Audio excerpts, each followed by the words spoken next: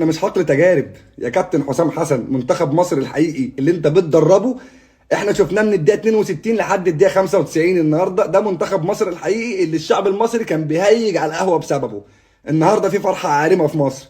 انما اللي انت كنت بتعمله في الشوط الاول ده ما كانش منتخب مصر. التكتيكات وشغل ان انا العب كور طويله ده ما ينفعش معانا. احنا لعيبه رجاله محتاجين بس ب 2 جنيه ثقه في النفس وهنحقق حاجات ما حدش يعرف يعملها. منتخب مصر هياخد البطوله الافريقيه وهيعمل شغل في كاس العالم لو فضلنا نلعب بنفس الاسلوب بتاع الشوط الثاني ده. وامام عاشور ما يطلعش يا كابتن من الملعب بعد اذنك، ولا هو ولا مرموش ولا محمد صلاح ولا ابراهيم عادل ولا احمد سيد زيزو اللي النهارده ما كان غير موفق، بس هو لعيب كبير وما يطلعش من الملعب. منتخب مصر الحقيقي بان من الدقيقه 62 من اول ما جبنا الجون في زيمبابوي، عشان زيمبابوي دي فرقه صفر كوره بس هم 100% رجوله.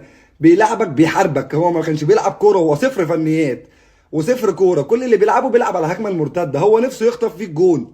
بيلعب منتخب كبير اسمه منتخب مصر عايز يحقق انجاز قدامه. فاللعيبه نازله عارفه امكانياتها وعارفه امكانياتك، فلعبه بتحاربك على قد حجمك. لعيبه نازله بتلعبك على قد حجمك لان انت حجمك كبير. شغل بقى اللي بيلي وشكرا سبحان الله وحمو وقع مني اللي احنا كنا بنعمله في الشوط الاول ده ما ينفعش. منتخب مصر الحقيقي اللي احنا شفناه في الشوط الثاني. انا عايز اشكر اللعيبه واشكر كل الجهاز الفني لمنتخب مصر، عشان بجد احنا اول مره تقريبا من فترات طويله، من شهور طويله، نشوف منتخب مصر بالطريقه دي. احنا النهارده كنا رجاله رجاله بمعنى الكلمه في الشوط الثاني. الشوط الاول ده شكرا سبحان الله نقوله في حته ثانيه. بالله عليك يا كابتن، المنتخب لو فضل على كده هنحقق انجاز. الشعب المصري كله فرحان النهارده. موضوع امام عاشور يطلع ده خطا ما يتكررش تاني، وانا مش بعدل على حد ولا في حد ينفع يعدل على مدرب منتخب مصر، بس احنا بنقول ارائنا.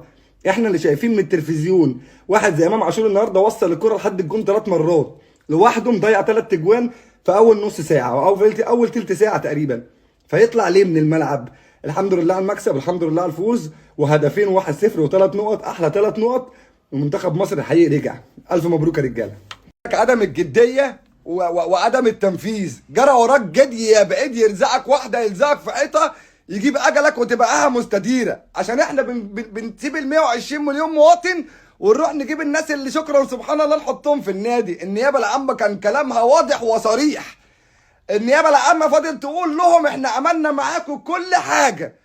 النيابه العامه عملت مع الزمالك الدوله عملت مع الزمالك كل حاجه، مش مع الاهلي. والدوله واقفه مع الاهلي والدوله بتصرف على الاهلي والاربع فروع بتوع الاهلي الدوله اللي عاملاهم. لا ده تعالى لي بقى هنا، الموضوع ولا اهلي ولا زمالك، ده الموضوع فيه حبس، الموضوع فيه كلبوش. هنا احنا بسم الله ما شاء الله علينا ادارتنا شكلها هتترصص ورا بعض كده كلهم، وهيركبوا المرشيدس هتخش بالظهر كده، تخش تيت تيت تيت، افتح الباب اركبوا لي يلا بينا. ما هو في لجنه اموال عامه تعالى في 780 مليون جنيه يا بيه، تعالى لي يا بيه. ده انا هبص اتقل تتكيف تاخد حاجه نظيفه، واحنا نقول لك الاهلي وفلوس، والناس تقول لي انت بتطبل للاهلي وانت بتعمل للاهلي. ما الموضوع واضح وصريح يا جماعه، واحنا كنا بنتكلم وصوتنا راح نقول لهم حرام عليكم اتقوا الله. الارض كانت هتتسحب منك اكتر من مره لعدم الجديه وعدم الالتزام. الارض معاك من 2003، يوم ما تيجي تبني فيها بنيت فيها عشان ما ياخدوهاش، مش بنيت فيها عشان سواد عيوننا ولا عشان خاطر النادي. انت رحت تعمل فيها انشاءات لان الدوله اديتك مهله اخيره وقالت لك الموضوع اللي جاي عايز قرار رئاسي بقى. احنا نفذت حلول الشعب يعني هيبقى الرئيس يعني ده بص ما هجيب لك رئيس الجمهوريه عشان انت اصلك فاشل وما بتفهمش حاجه. 120 مليون مواطن نقي لي يا ابني 5 6 شكرا سبحان الله مسكهم اداره نادي الزمالك. سبحانك يا رب، سبحانك يا رب. وانتوا عالم دماغكم 780 مليون جنيه والارض عملت فيها 2% من انشاء 2% من انشاءات، ورحت بعتهم ب 780 مليون جنيه ودخلتهم في حاجه ثانيه غير الرياضه. يا جدعان يا جدعان حرام عليكم، والله العظيم حرام عليكم.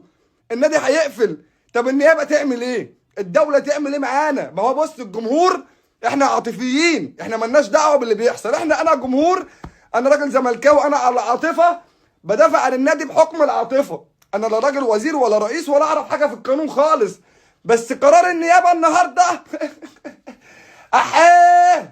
احيه يا ابو سوسو احيه، ويطلع يقول لك ده الاهلي نادي الدوله، ده الفساد كله، ده الدوله هوطي على رجلي اللي جابك ابوسها عشان تعمل النادي، اوطي على رجلك ابوسها عشان تبني الارض وتبني نفسك. راح تبني عشان ما تتسحبش منك، ولما تبني 2% تروح بايعهم ب 780 مليون جنيه وتدخلهم في حاجات غير الرياضه. يا ابني نادي الزمالك راح، نادي الزمالك راح يا ابني. حرام حرام، اتقوا الله، ما الله يرحم لا يرحم. يا متخلف منك له، يا اللي ماسكين اداره نادي الزمالك انتوا متخلفين، ما بتفهموش، ضيعتونا وضيعتوا النادي. ومحدش يتكلم انسى الاهلي ده، طلعه من المعادله خالص، اركنه على جنب. لان قسما بالله انا لو ماسك منصب في البلد دي لدي كابتن محمود الخطيب ده جايزه احسن رئيس في مصر، لان هم عملوا كل حاجه لمصلحتهم هم. انت الدوله هتبوس ايدك، هتبوس ايدك الدوله عشان تعمل الفرع. عارف يعني ايه عدم الجديه، عدم التزام، وعايز قرار جمهوري؟ انتوا قاعدين في نادي بتعملوا ايه؟ بتعملوا ايه؟ حرام عليكم. ال 780 مليون وديتوهم فين؟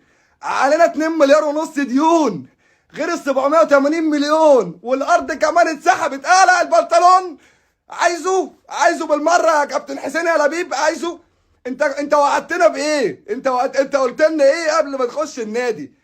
ما تخلينيش احط الموضوع في دماغي يا مدام لميس. امال لو كنت حطيته في حته تانيه كنت عملت فينا ايه؟ كنت عملت فينا ايه؟ حسب الله يا جدعان، والله بجد احنا حرام يعني. احنا نتقي الله ببعض بقى عشان طب انا اعمل ايه؟ السلام عليكم، السلام عليكم. والله خلاص، هنقول ايه؟ هنقول ايه بعد اللي النيابه قالته؟ هنقول ايه؟ ده النيابه يعني والله انا مش عارف الناس دي بتعمل ايه في النادي. الناس دي بتعمل ايه؟ انتوا بتفهموا في ايه؟ ايه الحاجه اللي انت بتفهم فيها؟ بتعرف تبيع جرجير؟ بتعرف تبيع طماطم وقوطه؟ بتعرف تبيع ايه؟ قول لي وانا اجيب لك، قول لي وانا اقف معاك في مشروعك. اعتبرني يا عم انا هقف معاك في حاجه بتفهم فيها. انت راجل ما بتفهمش في الاداره، بتوعدنا ليه وبتشتغلنا ليه؟ ضيعت النادي، حسبي الله ونعم الوكيل. بتتمرقعوا، اقسم بالله بتتمرقعوا. كلمه بتتمرقع دي بتتقال للست ما بتتقالش للراجل، بس احنا المفروض نقولها لعيبه المنتخب المصري بتاعنا عشان هم بصراحه يستاهلوها والله. تتفرج على منتخب المغرب ومنتخب الاردن، ايه ده؟ ايه ده؟ سيبك من مين كسب. المغرب كسب، خدت كاس العرب، او الاردن، الاثنين نزلوا في الملعب بيحاربوا، سواء بتوع المغرب او بتوع الاردن. منتخب النشامه لعيبه نازله الملعب عندها نخوه وعندها رجوله وعندها كرامه. انت كلاعب في منتخب مصر ناقصك ايه عشان يبقى عندك رجوله واحنا نكمله؟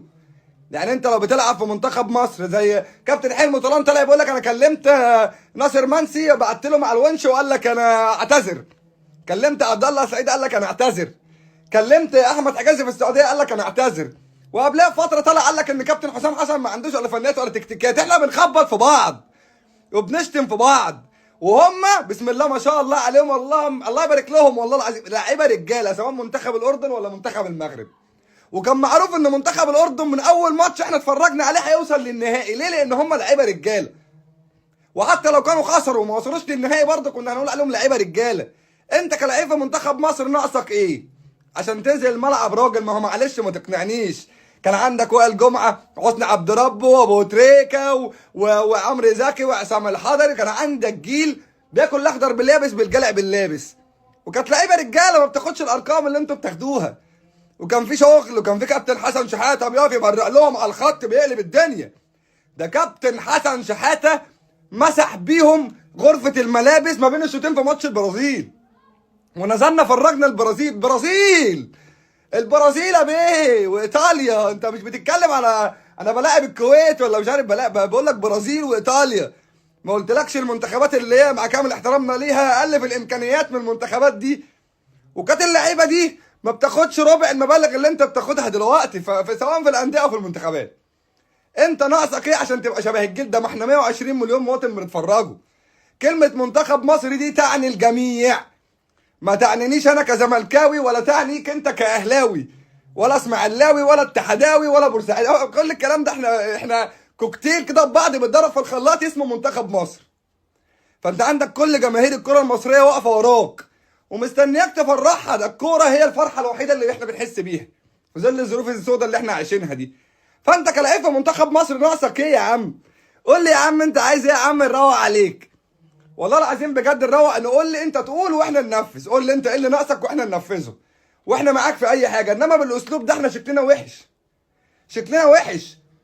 ده مدرب بيشتم في مدرب، مدرب بيطلع يصيح للعيبه على الهوا، لعيبه بتعتذر، لعيبه بتخاف على رجليها، لعيبه خايفه على مستقبلها، لعيبه انت مش خايف على شكلك. يعني انا لما اقول عليك ان انت بتتمرقع دي كلمه ما توجعكش؟ ما تحسش ان انت من جوه منك اتوجعت لما بقول لك انت بتتمرقع؟ يا راجل ده لما بروح ادفع 20 جنيه في ملعب ميلانو وبنلعبه خماسي ببقى بحارب في الملعب عشان اكسب، بحارب وانا بلعب مع اصحابي، يعني مش بلعب على كاس العالم للادويه، مش واخد محاليل انا، ده احنا لازم نلعب في ملعب عادي.